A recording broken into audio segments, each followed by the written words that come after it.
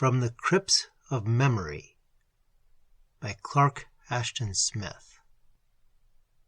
Aeons of aeons ago, in an epoch whose marvelous worlds have crumbled, and whose mighty suns are less than shadow, I dwelt in a star whose course, decadent from the high, irremeable heavens of the past, was even then verging upon the abyss in which, said astronomers, its immemorial cycle should find a dark and disastrous close.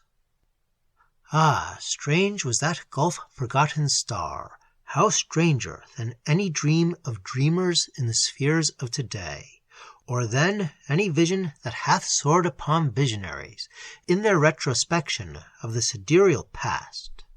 There, through cycles of a history whose piled and bronze-writ records were hopeless of tabulation, the dead had come to outnumber infinitely the living, and built of a stone that was indestructible save in the furnace of suns, their cities rose beside those of the living like the prodigious metropoli of Titans, with walls that overgloom the vicinal villages. And over all was the black funereal vault of the cryptic heavens,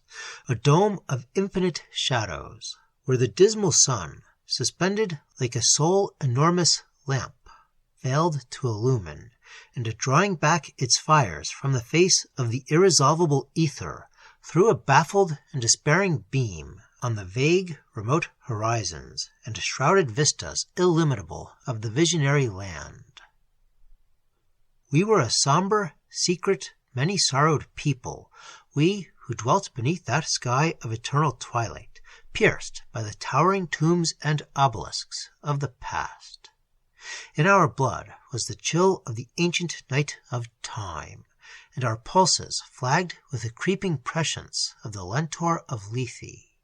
Over our courts and fields, like invisible sluggish vampires born of mausoleums, rose and hovered the black hours, with wings that distilled a malefic languor, made from the shadowy woe and despair of perished cycles.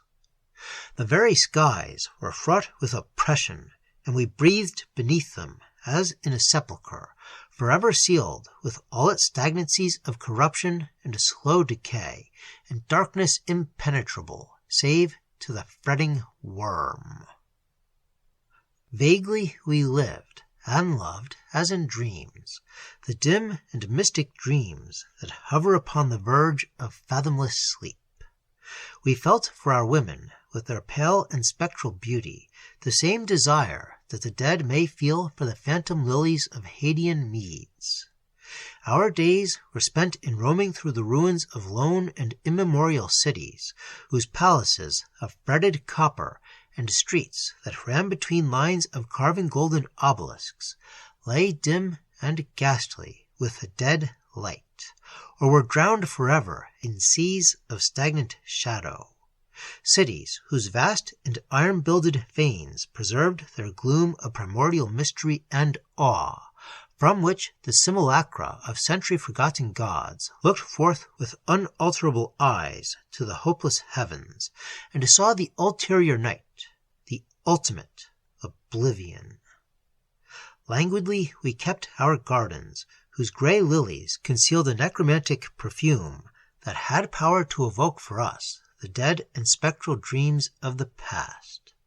Or, wandering through ashen fields of perennial autumn, we sought the rare and mystic immortelles, with sombre leaves and pallid petals that bloomed beneath willows of wan and veil-like foliage, or wept with a sweet and nepenthe-laden dew by the flowing silence of Acherontic waters. And one by one we died, and were lost in the dust of accumulated time. We knew the years as a passing of shadows, and death itself as the yielding of twilight unto night.